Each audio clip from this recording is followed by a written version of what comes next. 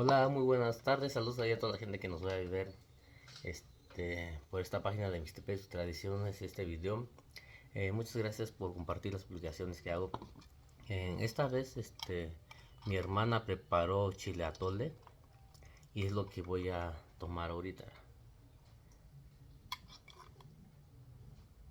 Es se le pone granos de maíz y elote molido y se le agrega epazote con chile también molido, ¿sales? Y sabe riquísimo.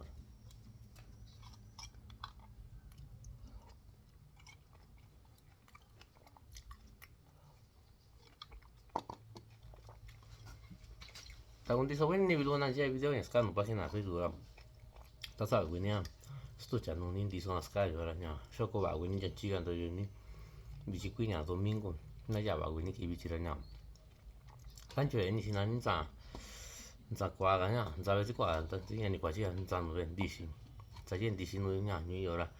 Za no wen dishi ta ba nya sinani sei nya tu cha dishi e kachina.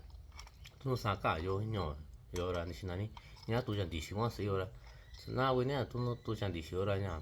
No ni lu bi sa na chi tu na ra. Ara chika na ni sinani mino sa to ni ra. Nya shi tu na ya kwa ra ya ichi ra chika na ni ra. Nyo wa nya sinani chi chu mi. Tu cha dishi na. Shoko ba we ni ra ta sa we ni je ni nya.